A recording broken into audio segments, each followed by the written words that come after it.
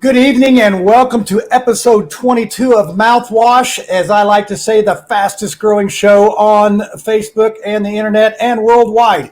And we have a good show tonight because we're going to talk about taxes. And tonight, you, the viewer, are going to be our special guests because we're going to rely on questions from you. And one of the questions that's going to be top shelf tonight is going to be, which tax do you think is the most unfair, the nuisance, the one you just do not like? So each of our hosts tonight there are going to talk about which tax that is with them. And we have a new segment tonight, and this is really going to be cool. It's called Small Talk, and it's where Mark Small comes on, and we have a little pre-recorded message, and he's going to talk about the subject that's on the show and give you his take on it. So we're going to get started here. I'm going to go ahead and bring our guests on, and then we're going to do the peeps on the streets right out of the gate just to let you know what the peeps on the streets think. So let's go ahead and bring them on here. Ed, Lucy, Tiffany. So, hey, wait, I'm out of order here. There we go. I like that better. How's our panel this evening?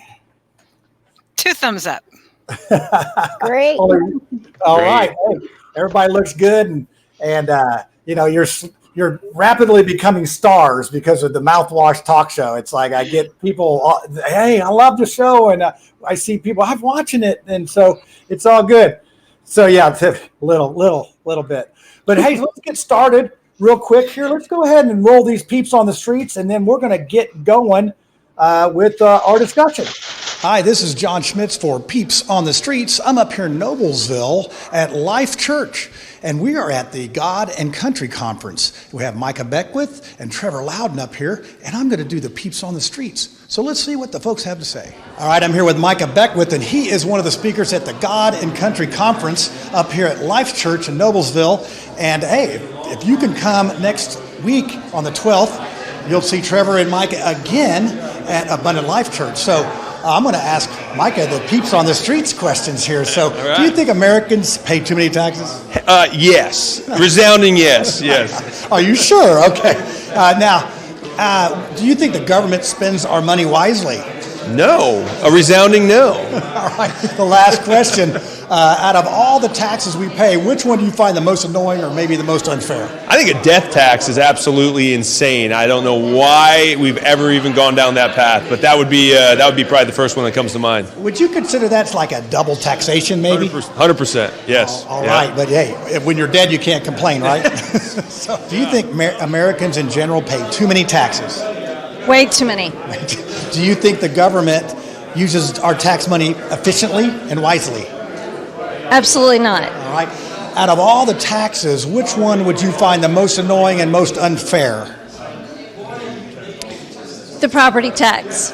All right, thank you. So do you think that Americans in general pay too many taxes? Oh, 100%. And then you personally, do you think you pay too many taxes? 110%, maybe? Okay, so I think that's a yes. Yeah. Do you think that our government uses our tax money most efficiently? No, not even a little bit. All right, so out of all the taxes we have, could you pick one that probably annoys you the most? Yeah, I think property taxes. I know we just got off the 4th of July holiday. I think one of the center very theses of this country is the right to property. And if you can have your home or your land taken from you for not paying taxes, then you don't really have a right to property. Do you think Americans pay too many taxes? Yes. Do you think that the government spends our tax money wisely? Absolutely not. All right, here's a good question for you. Out of all the taxes, which tax can you think of that annoys you, disturbs you the most? That's a good question. I think all of them annoy me. All of them is an answer, so thank you very much. Thank you. Do you think Americans pay too many taxes? I think the taxes that Americans pay are not applied properly, and it appears that they pay too many taxes. All right, well, speaking of that, do you think that the government spends our tax money wisely? No, I think that they treat the taxpayers' money, the taxes, like an open checkbook, and they feel that they can just spend it on whatever they want. They don't have the discipline to create a budget. They don't have the discipline to apply the funds where they're supposed to be. And whenever they feel like they need more money, just raise the taxes. All right. Hey, if you could pick one tax, which tax would annoy you the most out of all the taxes that we pay? Which one can you think of? I think that the most annoying tax are like the city or local taxes because. All right. Do you think Americans pay too many taxes? Way too many. All right. Do you think the government uses our tax money efficiently? Not at all. Often they have a really good reason for bringing up the tax, but rarely does the money go where it's supposed to go. All right. Hey, out of all the taxes, which one do you find the most annoying and unfair? Property tax. Do you think Americans pay too many taxes? Yes. And do you think the government uses that tax money efficiently? No. All right, last question. Out of all the taxes, which tax would you say would maybe the most unfair or one that annoys you the most? Education tax. I'm here with Trevor Loudon, and we're at the God and Country Conference, and he's actually one of the speakers tonight. He is from New Zealand, but I'm going to go ahead and ask him these American tax questions. So, Trevor, which do you think Americans pay too many taxes? Pay way too many taxes. You know, for 200 years, Americans were paying minimal taxes. They were keeping most of what they earned, and they built the biggest, most productive economy in the world. Now we're in danger of losing all that through overtaxation. It's a duty, it's an absolute duty to the future of this world that Americans get their tax burden way down so they can produce wealth and help us all achieve more prosperity. Now, do you think that the American government uses our tax money most efficiently and the best way possible? It wastes 90% of it, and that would be a very generous thing. Look, the real role of government is defending the country and running a justice system. Everything else is really unconstitutional, unnecessary, and counterproductive.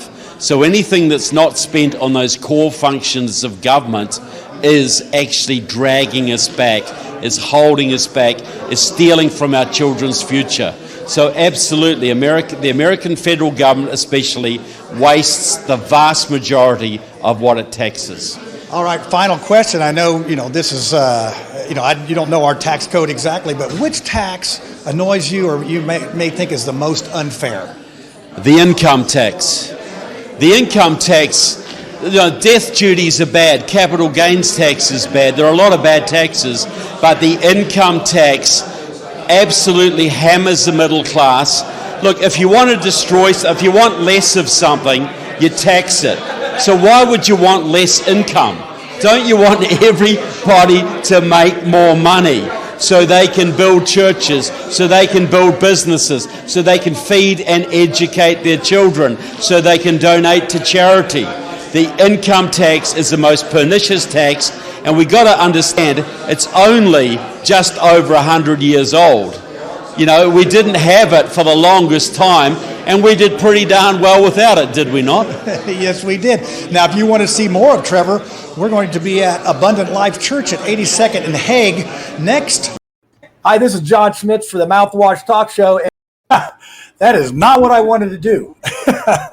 So we cut off, but that was the last person. I just want to flash up here real quick. This is what I meant to put on there, in which we can talk over. And this was, I was actually on this panel last night, and Trevor and Micah are both really, fired up about a lot of different things in our society. And so if you can make it on the 12th next week, that's great. So, hey, panel, what'd you think about our peeps on the streets? We had, a lot of people pretty much think we're being overtaxed. So let's just go around the horn here. I'm going to start with Lucy because I know how much she loves taxes. So Lucy, what is your most obnoxious tax? For me, I used to be a landlord. So the thing that is most obnoxious to me is the property tax. And the reason that property taxes are so obnoxious to me, a number of reasons. One, it's because you cannot ever get out of that tax. You've paid off the house, you own it free and clear, and yet the government continually demands this rent from you. And of course, it's also one of the pillars of communist Marxism, that is the public rents and the application of those public rents to public purposes. So it's literally Marxism. So of course I have a problem with that. Now, no matter how long that property has been in existence, it continues to pay for that infrastructure over and over. So we have houses, literally in like St. Augustine, Florida, that have been around since the 16 or 1700s. We have houses in Indiana, downtown, that have been around since the 1800s. You would think at some point that they would have paid enough in this form of property taxes, but yet if you fail to pay them again, not only will the government, facilitate the theft by selling that tax lien to another person, but they often do that in a way that favors insiders. So that's another problem that I have with it. Now, someone that's been a landlord in this state understands that we did not used to have property taxes enshrined in the Indiana Constitution until some really crazy people a few years ago decided that somehow that wasn't fair and it was unconstitutional. So they made property taxes constitutional in Indiana, which was the stupidest strategy ever. I wish that I could wring these people's necks. And then what happened was intentions were good. They wanted to limit the amount of property taxes via the Constitution. But government's always going to find a way to defraud you. And so what they instituted was a 1% tax if you are a primary occupant, primary resident of that property, so like a homestead. But if you're a landlord like I was, your property tax is doubled. So if I'm living in a house as a resident, I might pay $2,000 a year on a $200,000 house, rough numbers. But if the house next door is a rental, that person is paying $4,000. They're not getting any more services. They're not getting any more benefit from that. But yet the government is taking double. Certain industrial or very large landlords would end up paying 3% in taxes. Now, they put a stop loss on it. But of course, that quote unquote circuit breaker was not really reality, because for certain things like fire and also the school system, they could say, nope, there's no 1% tax cap, because we're just going to end around that. And of course, anytime government wants to end around the property tax values, all they have to do is assess the value of the home higher. It's not tied to the free market. So regardless of what your house sold for in the past, regardless of the fact that you haven't sold it in 20 years, it continually gets assessed higher and higher. So your rents continue to go up. It also offended me as a landlord because the people that I'm renting to, two things. One, they probably can least afford to have that higher payment. One of the reasons that they rent is maybe they haven't been able to accumulate enough money for a down payment. So this further suppresses the ability of them to get a down payment together in order to achieve home ownership. And it also created a lot of animosity because I naturally have to pass that higher cost of doing business onto my renter. If it costs me $1,000 a month on my mortgage, I've got to charge $1,200 or $1,300 a month in rent. I've got to be smart enough to put some back for maintenance and for vacancy, which people that have never been a landlord really don't understand the very high expenses of providing affordable housing. So property taxes are really terrible. They're sold to you as being for the children. We know in Indiana that over 55% of our property tax dollars are going to the education in the public schools, but we aren't getting our money's worth. The children graduating today are less educated and less equipped to go to college than previous generations. So that's my rant, and that's why property taxes, to me, are the worst. Yeah, you actually covered question number two too as well. So, they have the 1%, 2%, 3% tax cap, and so I got reassessed last year. Our taxes went up 213% because they reassessed it. And folks here in Mars Hill, they reassessed some folks here that they had to sell their house because they could not do it. Now we appealed that. And I think my wife actually got that dropped down. Well, you shouldn't have to do that. Okay, so I got another follow-up question for you, Lucy. Now, you know how, the government likes to be drunk on tax money. Right, so, that's a great description. And this is they are not gonna have any liquor if we got rid of property taxes. So what would be an alternative to that? And I know I'm putting you on the spot here, but how would we replace that money? Because that's gonna be your biggest argument with some of these folks. Yeah, absolutely. Money. Well, people always ask, well, what happens if we don't have this money? Because they're concerned about the services that they benefit from. They're not concerned about the fact that their neighbor is being forced at the point of the government's gun to provide those benefits. They're just, with them. What's in it for me? WIFM, everybody's favorite radio station. So I think what you first have to do is look at what's constitutional. What does our Constitution say? Because that's the master contract that we're supposed to abide by. So we should start there. Then we should look at direct taxes versus indirect taxes. And then there should be some sort of referendum. People should have the ability and the opportunity to support the taxes that they feel are just or necessary. So if somebody came to your door and they said, hey, Biden said that we're going to need some F-15 and nukes because we're going to keep these people with AR-15s from being able to defend themselves and take over the country. Will you contribute to the F-15 and the nuke fund? Then, the people that want to give $100 or $1,000 can. But the rest of us shouldn't be stolen from for the benefit of others. Andy Horning, who's one of my favorite people on the planet, actually did a very deep analysis when he was running for Senate a few years ago on the amount of money that comes in from the federal government for education and the actual administrative cost to get that money from the federal government. So on the educational taxes that come from the federal government to Indiana, he discovered that it took 89 cents of administrative costs to receive $1 in federal taxes based on education. So I think with that as an example, a typical egregious government example of taking a pint of blood from one arm and putting 2 ounces in the next, I think if we could just have the choice as people what we wanted to benefit from, and then each individually contribute to that.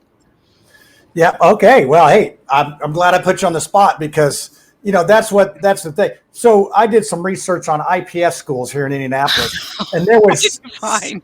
I graduated from IBS.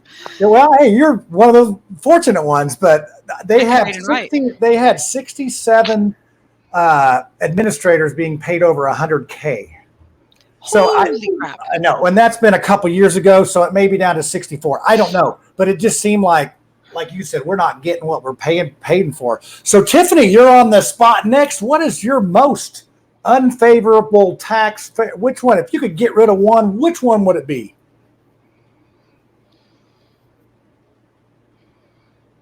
I'm sorry, you glitched. Was that me or Ed? It was you, Tiffany.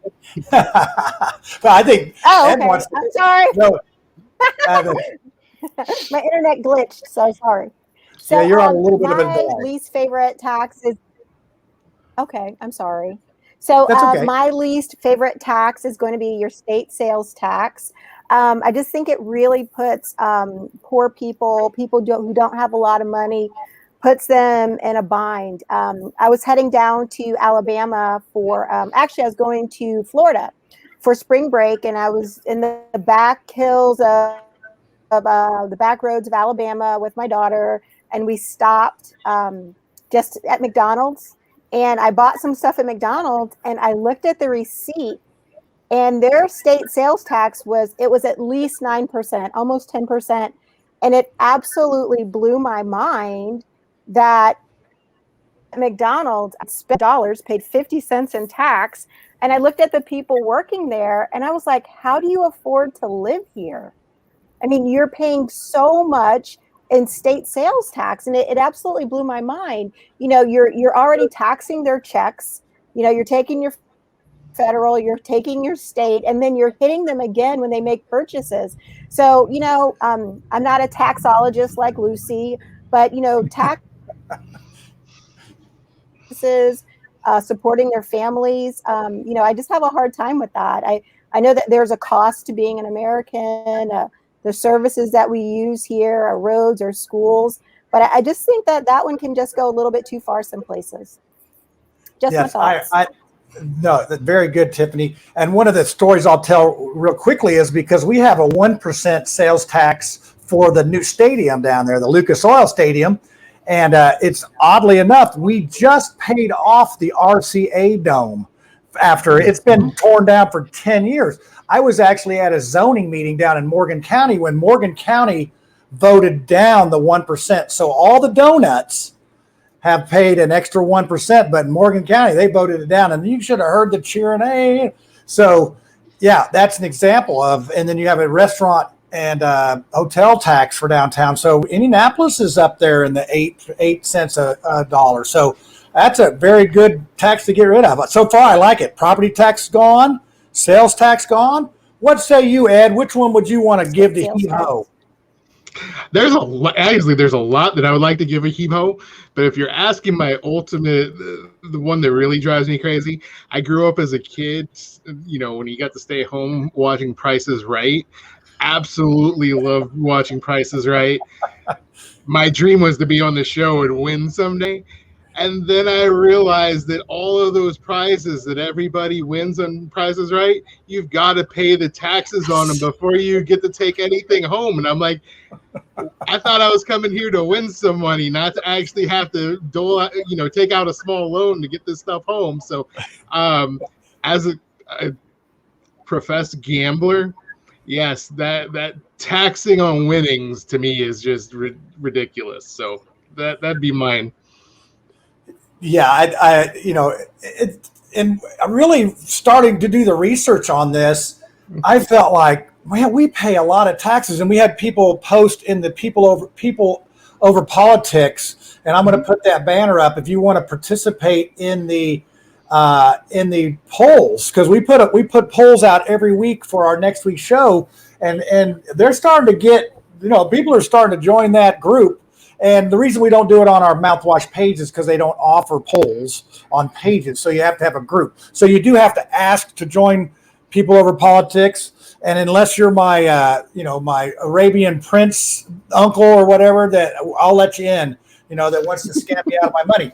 But so, the too many taxes question. So let's go over that one. This is, I asked a question on there, do we pay too many taxes? And we had 51 yes, 1 no, and 1 no opinion, and not one that said that we're all good, that about the right amount. So I want to let's shift gears and talk about the taxes, and I'll go ahead and do the other question too about the spending of the taxes, and it was 23-0 that the government does not spend our taxes well. So. I guess let's just dig into what the problem is. We're gonna go backwards to forwards this time. I'll start with Ed, then Tiffany, then Lucy. But I want you to come up with an idea of how we could do this better. I mean, is this the politicians' inexperience with how to spend money? Is it the system? What would you say, Ed, would be the biggest thing that you see the problem with? Why we just don't seem to get enough bang for the buck? It is the 4th of July, and taxes are here. So what do you think, Ed?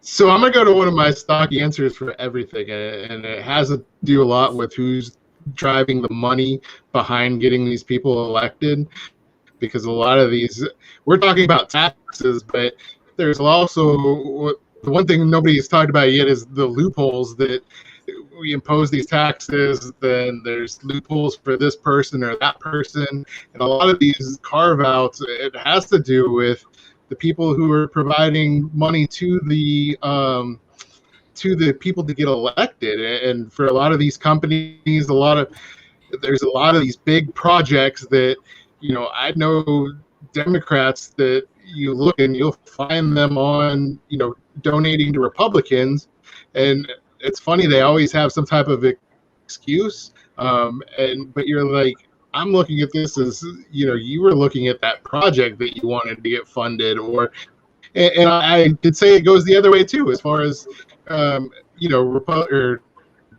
Republicans donating to Democrats. I just happen to be in a district here where, we have strong Republicans in office, but I do think the money behind it really drives what, you have these big corporations that want the government to give them big contracts and get, all this money behind it. And so I think that'd be a big issue to me right there of cutting that out. All right. Tiffany, which, how do you think the government could be more efficient? You were in the military, so hey, could you transfer some of that over to the government, or in the military, the government? I don't know. Yeah, we are. So, when I think about being in the military, you had budgets and you spent it. And if you didn't spend it, you lost it. That's how we operated. And, there's sometimes when things were replaced that were not needing to be replaced, and you would just kind of scratch your head. But, they've got their policies, they've got their rules, and everybody knows when you're in the military, you don't try to change the rules. You're not there to think, you're there to do. So, and then you grow up and you want to be involved in politics. And when I think about like egregious spending and issues, I think sometimes there's no level of accountability. I think about the money that we collect here in Indiana for our schools, and we fund our schools.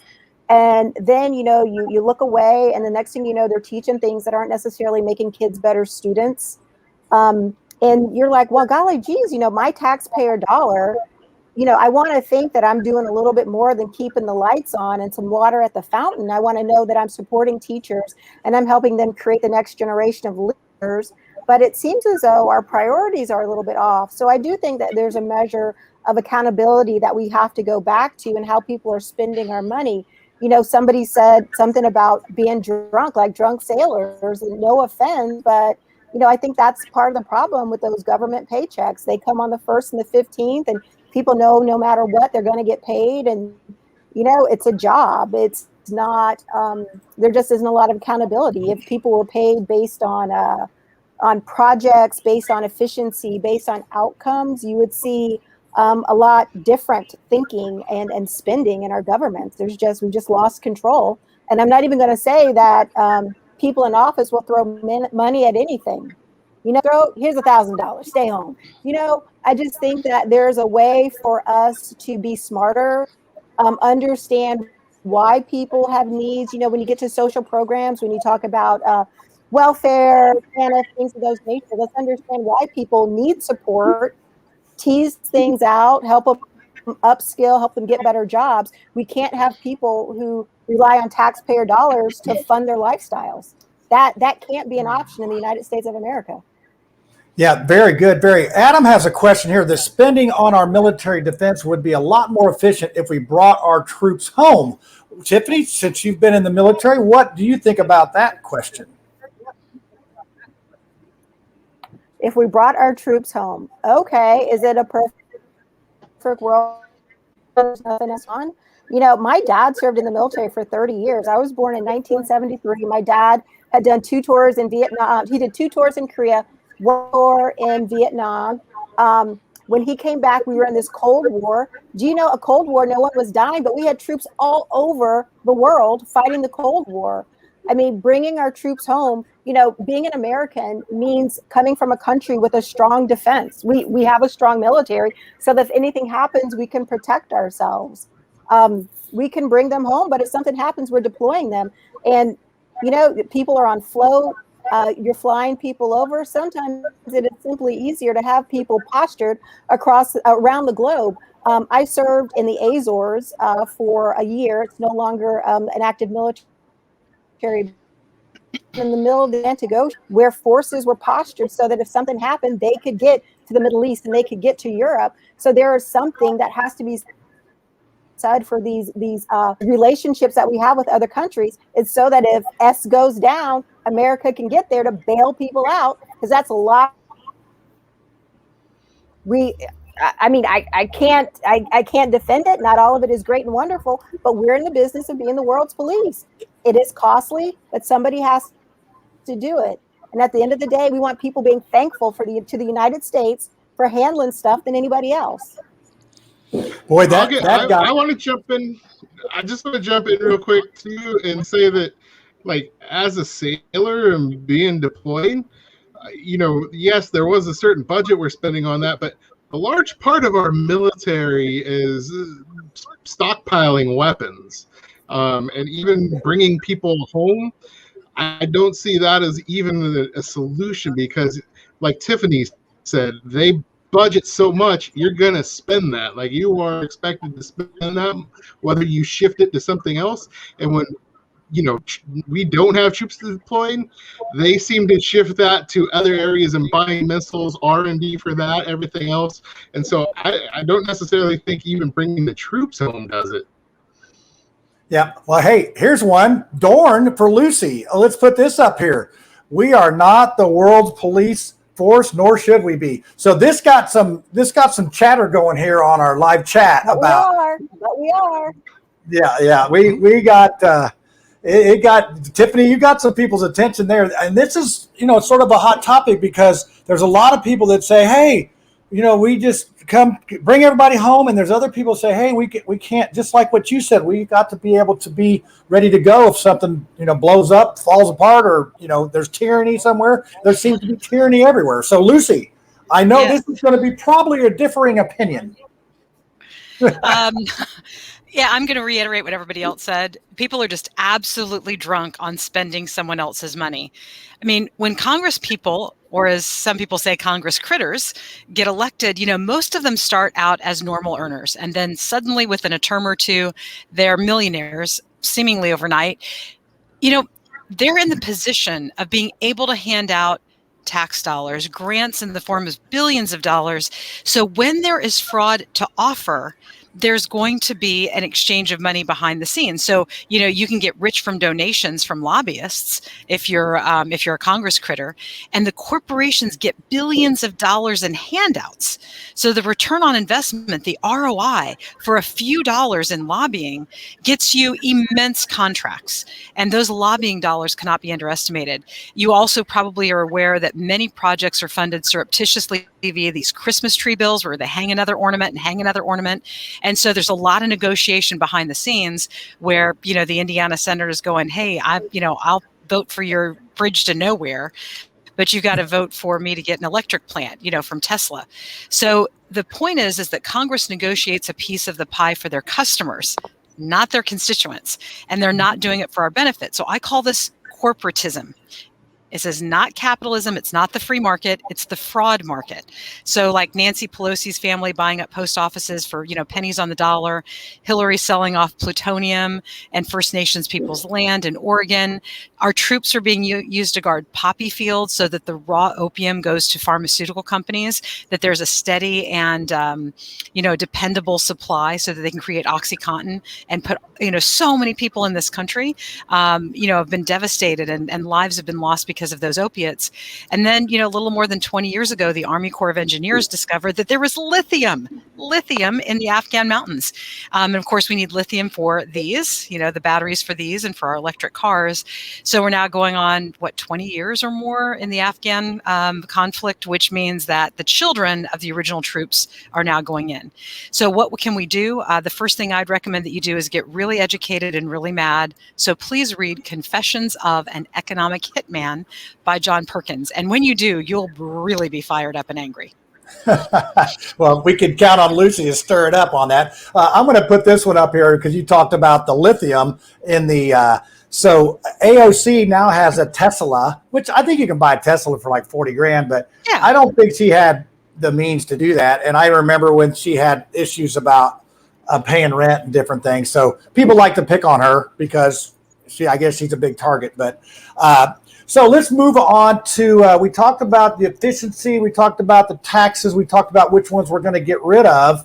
I guess we've got, the folks here are really, they got it fired up when we talked about the troops and different things. So my biggest thing is, how do we reverse this trail? You heard Trevor Loudon talk about it in Peeps on the Streets before I cut him off about, the income tax has only been 100 years. And, and actually pretty much we didn't have any drug laws. I mean, back in the 1920s, cocaine was like, get some, you get whatever you want.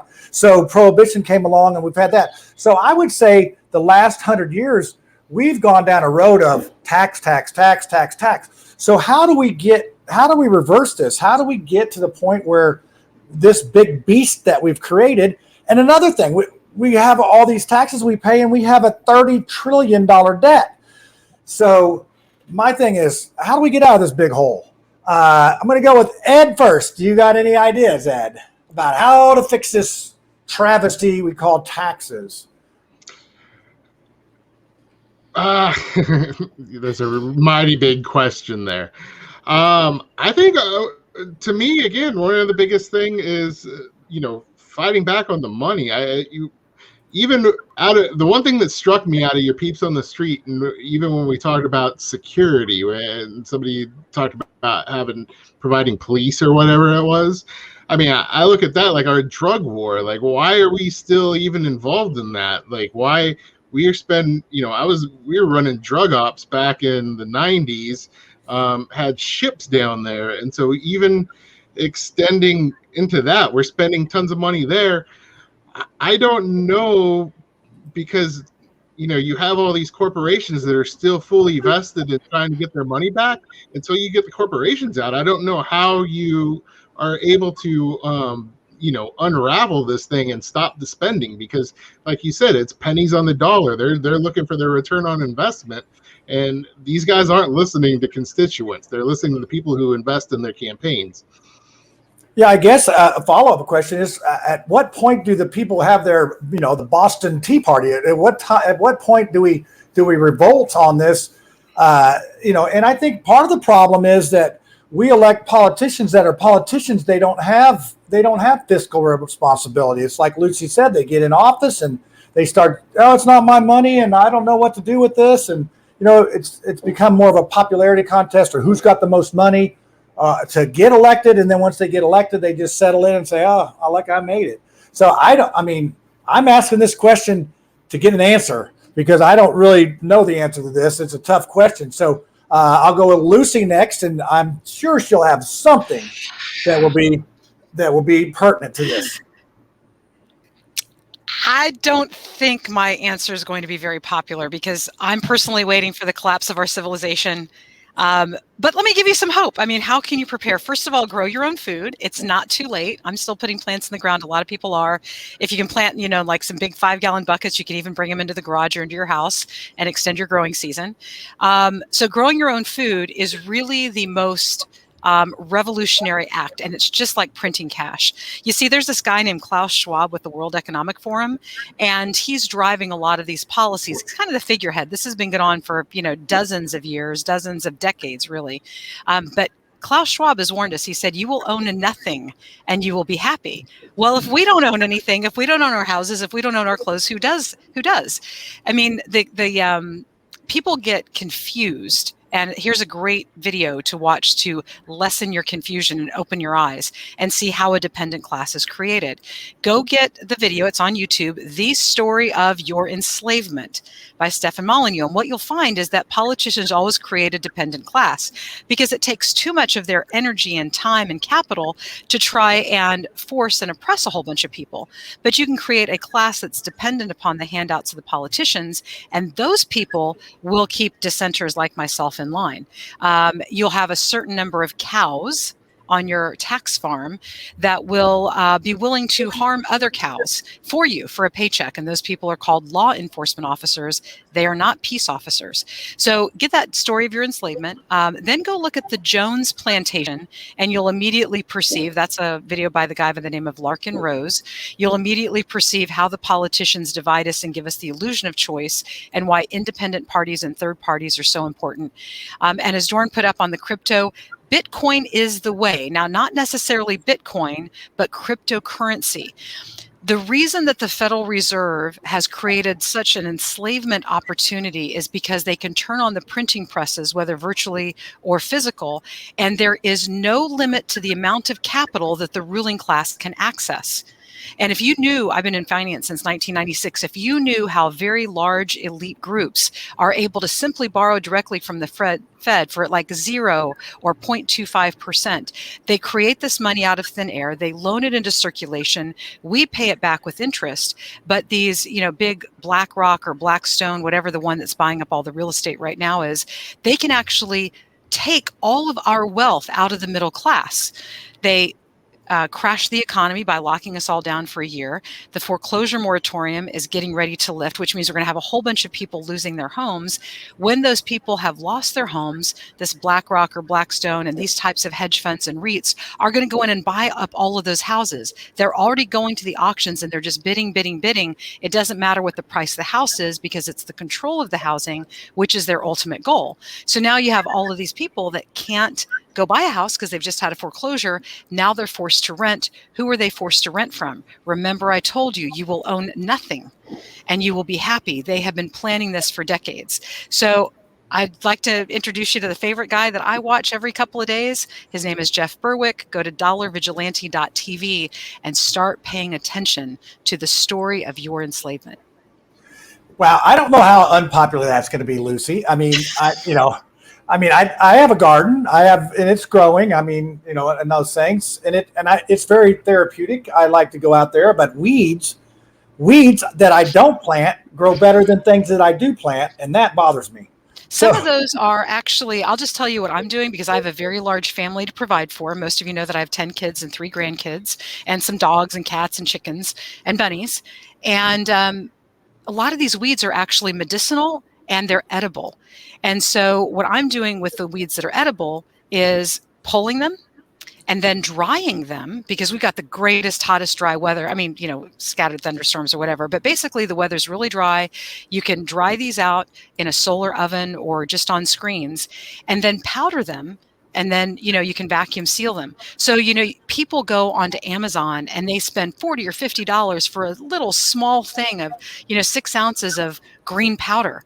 Go make it yourself. The medicinal weeds like lamb's quarter, which is also known as goosefoot, it's a spinach substitute. It's really super good for you. Just start looking at the things that your garden likes to grow. The dandelion, every part of the dandelion is edible. And you don't have to grow tomatoes. You could grow weeds and they will still feed you in the I can grow the heck out of weeds.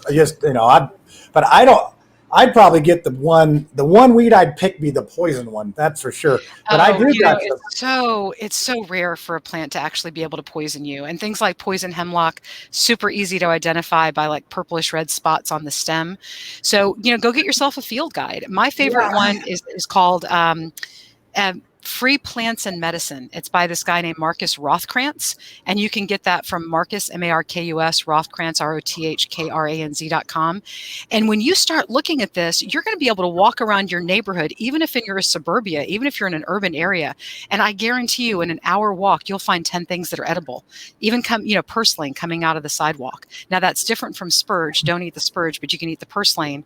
They look a little bit similar, but once you know the difference, you'll be able to feed yourself. And you'll be able to feed your family because very shortly the food supply is breaking down. People really don't know what's going on all over the world. And if you want to know what's going on all over the world, listen to the Ice Age Farmer, iceagefarmer.com. Yeah, and I'll tell you, back in the day, everybody had a working farm. They had a, 25, 30, 60-acre farm. Now everything is a big conglomerate. I know guys that farm 5,500 acres, 6,500, just a ton of acreage to get by. And then you think about our food supply, it's all Tyson. I mean, they just had an 8.5 million pound recall of stuff. I'm like, hey, I'll just cook it a little longer. I'm going to eat it. I don't think it'll kill me.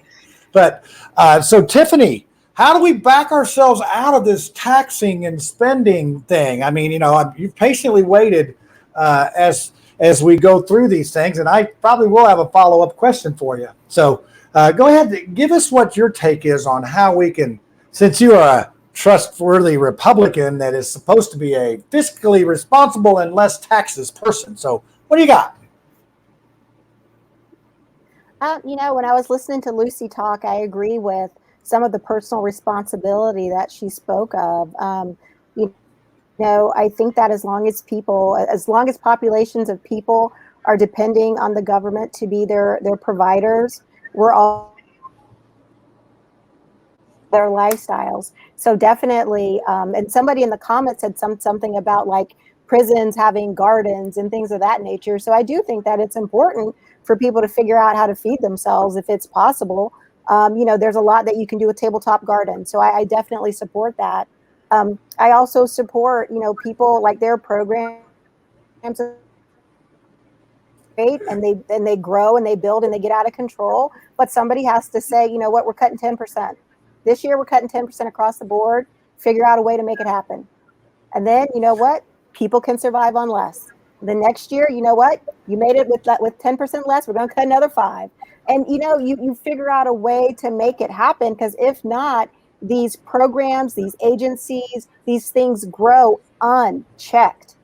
They grow unchecked. And having been a former government employee, if you don't spend it all, you're not going to get it next year. So help people find a way to trim their own fat.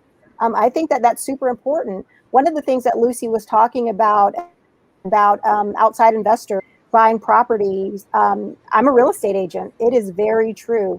I think that we do need to keep our eye on real estate. And it's not so much the really nice places, the $500,000 properties. People are buying properties that nobody wants. It's the $50,000 house that needs a ton of work. And you turn your back and you say, oh, that's not a big deal. That's not a big deal. And you know what? One day you're looking through some tax records and you're like, wow, this LLC owns the whole block, or this LLC owns who is this person? Oh my God, are they Hoosiers? Are they Americans? Hey, what's going on? Are they invested in our communities? I had this conversation today. We were with the National Association of Realtors. We were with Victoria Sparts, and we were talking through some of our concerns as realtors. And that is certainly something, making sure that neighborhoods are sustainable. There's some legislation that they're looking at a national level that is about protecting our communities and neighborhoods. And it's focused on increasing tax credits for companies that come in and help people who help do renovations and improvements in owner-occupied homes. Owner-occupied homes, not vacant homes that belong to the government, not homes that are endangered of being flipped, but homes that are owner-occupied. Do you know how many people, your seniors, they've had a home forever. Like Lucy said, they've been paying property taxes forever. They're on fixed incomes, and home repairs are where they fail. So they end up in situations where they're getting letters in the mail. People want to buy their house. And it's a quandary for them. Their homes need work, and they need somebody to come in and help them. So, I'm all about cutting where we can and finding ways to help people. The path to home ownership, that is the first way that people build wealth in the United States of America. If somebody wants to own a home, it should not be impossible. We need to be putting our money in places that truly help Americans. Large policies, big offices, big buildings, those don't help your average American. No, they do not. And here in Mars Hill, there's a lot of folks that don't think they could ever own a house. Their lot in life is to rent. But that's an interesting thing. I'm going to do one more question. It's not so much tax related, but this is property ownership, since you touched on that with the corporations owning this. One of the questions that I sort of ran across was, why do we let foreign companies come buy our property? To me, it's like, okay, well, they're going to put a Honda plant in, so let's let them buy this big chunk of property. Or, I don't get that. They should have to lease it. But I guess when push comes to shove, we can say, hey, it's on, you can take it home or we get it. So I don't know, what that deal is, but that always was sort of concerning to me, because if you go to China and try to buy some property, how does that work for you? Or you go to Russia or Mexico. Mexico. Yeah. I can't even buy anything in Florida, and that's I'm just kidding. I could probably, but that's one of the questions. So what's your take on corporations buying property in our country? I mean, is that a lobby thing? How did that happen? Is that just politicians giving away the store, or is it just? Well, go ahead, Tiffany. Back to what we were talking about earlier, do they ever truly own it? Because they're paying taxes on it. So I guess it's the cost of doing business. You're going to come here. You're still going to pay taxes. You're going to pay taxes on the electricity coming in, the water coming in, the sewer going out. You're going to pay property taxes. I mean, and you're creating jobs too. So sometimes that's the trade-off. If you're just going to have a plant that's vacant, you're not really doing anything for us. Sometimes that's where we are as Americans. I mean, how are we depending on other countries to bring us jobs? That's where we are. And those manufacturing jobs, they're so very important to people. Not everybody can be a white collar executive. And in our country, there are people that need to work in manufacturing. It's a beautiful job. It's tough. They're on their feet, but they're making things that we depend on in our economy.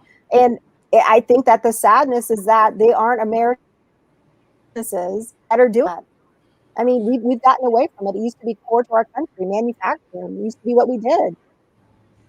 Right. I think you did a very good job answering that, because jobs is what they used to say. Hey, we're going to bring you more jobs. We're going to give you more jobs.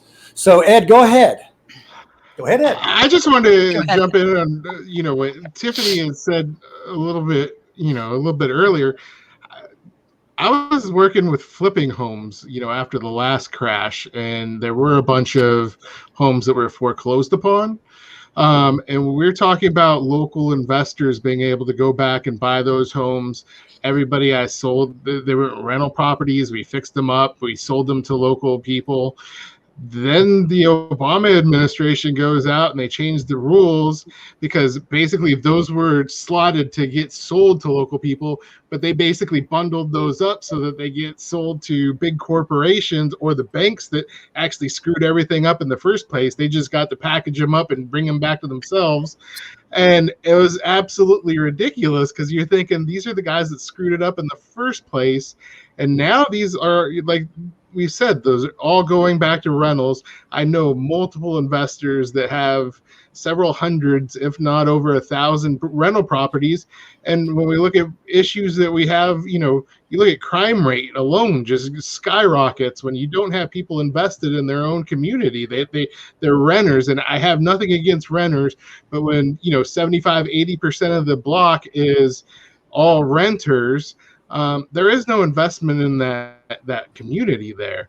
And so I think it is when you're asking about foreign investors, I think that's an issue. But overall, I think the way that total investors have just bullied their way in at the corporate level, that really bothers me.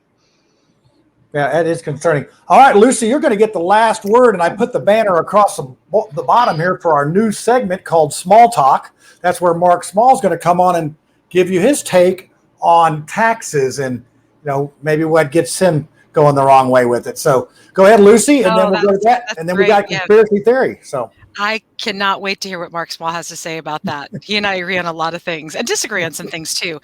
It's always an interesting conversation when you talk about incentives and what's going on in the background. And I mean, I don't want to go too far off in the weeds because we got the Mark Small segment coming up. But when you think about, we are real living natural human beings. So if we're a landlord and we own a property, there's a face. There's somebody that's responsible, if there's a health issue or an environmental issue. But when you start allowing corporations to be persons, you take away the personal responsibility from any individual. So even though we have, for example, pharmaceutical companies that have killed literally tens of thousands of people with a single drug like Vioxx, nobody goes to jail. And when they did admit criminal liability in Vioxx, it wasn't for the fact that they murdered people, because they knew that their drug was killing people and causing heart attacks and strokes before they, got through the FDA, but it was because they lied to the SEC. So the monetary crime of lying to a potential investor was held as more serious than killing a human being. And so I think that's kind of where I would like to focus, is on real human beings being held responsible. And that's pretty difficult to do if somebody's not a citizen in your country. So anyway, I'll leave it at that. Let's see what Mark has to say. All right. Well, hey, you are a wise panel. You really touched on a lot of things. And I want to thank the viewers tonight, because the chat was going, we did not run out of conversation there. And I love that folks were having disagreements civilly. And, that's what we like to have here. We want to be able to show everyone's opinion. And then we want to respect that opinion, even though sometimes we may not agree with it. So I appreciate you guys. You guys are the best panel I've seen today. So we're going to go ahead and roll the new segment, Small Talk. So here you go. And then we're going to come back on and do a little conspiracy theory. I'm Mark Small. I want to talk about TIFs this evening. Everybody else is going to be talking about taxes. What are TIFs?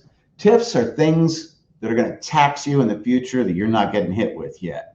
In the 1950s in California, they came up with this idea that if they couldn't get people to invest in areas of urban settings, then they would give inducements to developers to come in.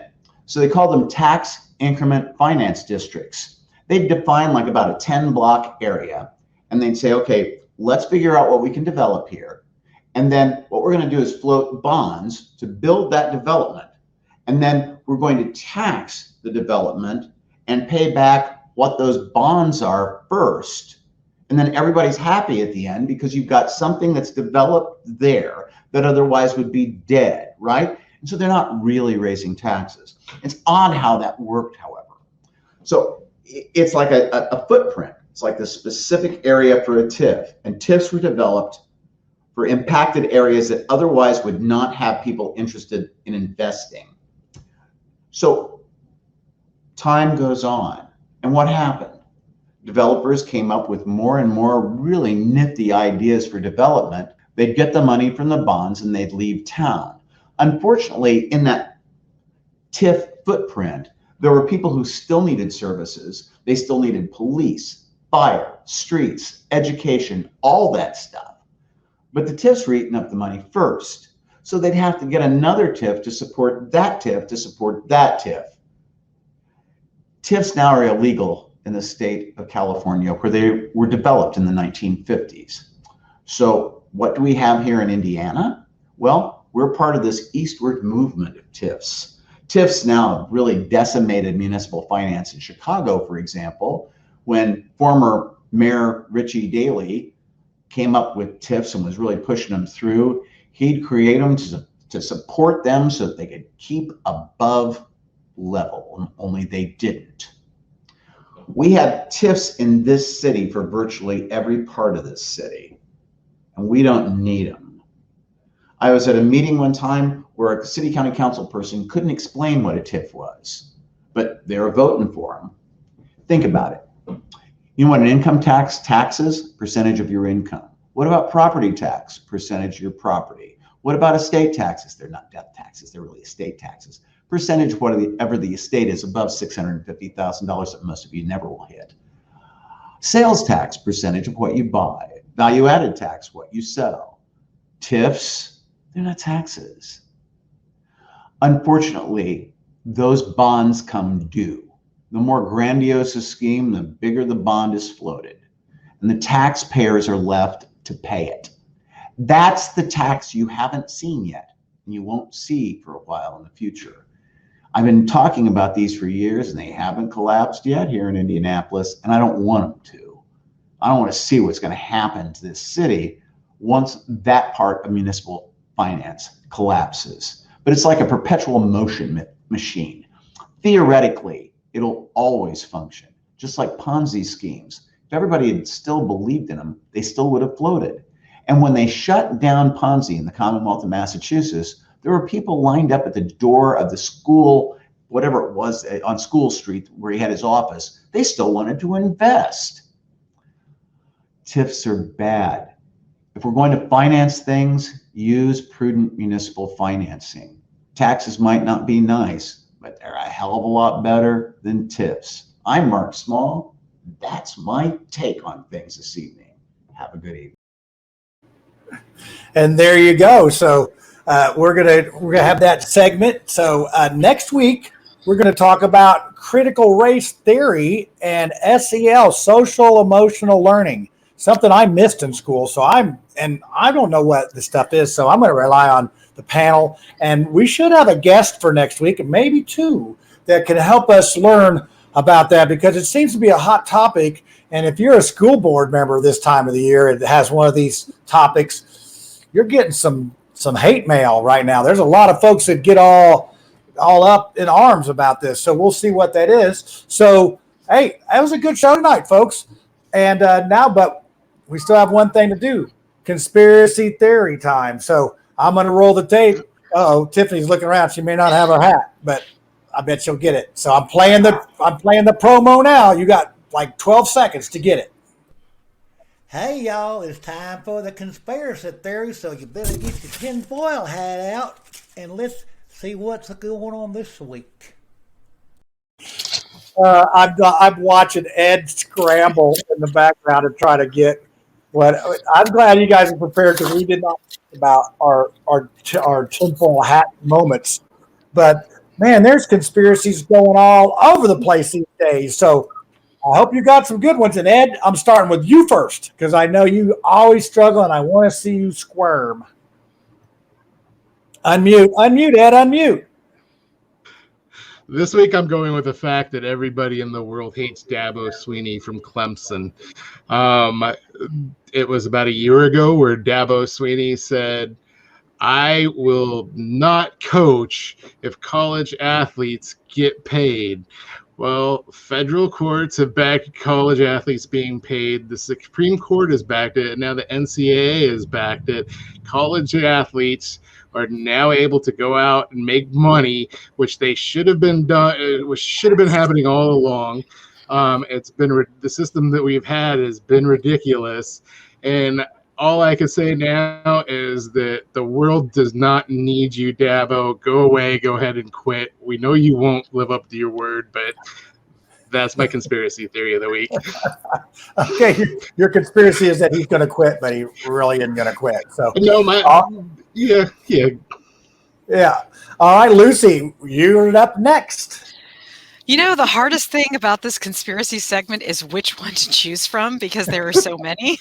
I mean, I've got like 3 going through my head right now. So I'll give you one that I came prepared with. And that is John McAfee. So I didn't actually talk about this last week, but John McAfee died on June 23rd. For those of you who may not know exactly who he is the inventor of the McAfee antivirus software, which he built up a great company and then sold it for a lot of money and then proceeded to just go around the world doing crazy things. You know, he was a psychonaut, so he's taken all kinds of, crazy substances to expand his brain. I think it mostly worked. But he was pursued by the U.S. government because he was living off of his savings and they still wanted him to pay tribute, taxes, which is why I chose that one for this evening. So because they were calling him a tax evader, they were going to bring him back to the United States. They caught him in a Spanish airport. They put him in a prison in Catalonia. 8 months later, he was dead. And he specifically said, if I'm dead, a la Epstein, then you'll know I didn't do it because I'm not suicidal. And he even had a tattoo that said whacked. So my conspiracy for this evening ties into that. There was a tweet about 2 years ago where John McAfee said, hey, if I die, a lot of people, dead man switch is going to happen. They're going to be really sad because I've got 31 terabytes of information in my condo in Southern Florida. And then he gave cross streets that were just 2 blocks over from the condo that actually collapsed. So my conspiracy theory is that U.S. government agents actually took down that condo building thinking that he had 31 terabytes of information in that condo. And so they sought to destroy it. But joke's on them because they've never heard of the cloud. John McAfee had it all backed up to the cloud and it will soon be released. That's my conspiracy theory. Now that was a long way to get there, but it was worth the wait. So, all right, Tiffany, you're up. You actually have your hat on the other side tonight. So, is it? She's signaling conspiracy. I do. So, you know me, I don't really do conspiracy theories. I think they're interesting, but I'm a reality-based kind of girl. Over the weekend, we got together with family. This is my boyfriend's cousin. We all got together for a cookout. Just a really nice family weekend. And we were planning our summer vacation. That's 20 places where you could see my husband. So these are just places around the country, campgrounds that the family's always gone to. And so, we're just going to travel. We're just going to travel, catch up with friends. Evidently, my boyfriend has a following. I mean, people know him. They're always waving at him. He's kind of a celebrity, but you would expect that. So just looking to spend some time just traveling around, making new friends. All right, you did a little slip of the tongue there. You actually said husband one of those times in there. Is there something else you may want to talk about on that, or are you still just dating? No. Yeah, just dating. He's just so warm and cuddly. It's like a husband. That's what it is. Okay. It's like, his cousin, the Wookiee. You got that thing. So, hey, you guys did great tonight. Even Ed had a pretty good one. I feel like the lame duck, but I can't come off of the conspiracy theory I had about the birds last week. It was something great. But this is one I just heard today, and it's about taxes, and it's about Donald Trump. Donald Trump said he's going to run again. Now, he just called me personally. This isn't out anywhere. He just gave me a call. He said, hey, I got a conspiracy theory I want you to start. He says if he's going to run again in 2024 and he's going to give everybody their taxes back, that's how he's going to win. He's going to do that. I don't know how he's going to fund it. He said China's going to fund it, and Mexico's going to pay for it. And that is the conspiracy theory that I heard today that I'm supposed to be starting. So, hey, the Mouthwash show is getting big time when you got an ex-president calling to spread some rumors. So, hey, that's going to do it for the show tonight. We appreciate the viewers chipping in with their questions.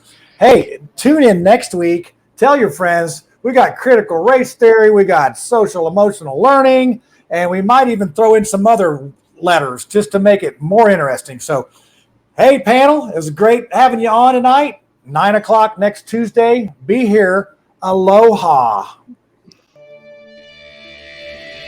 Aloha.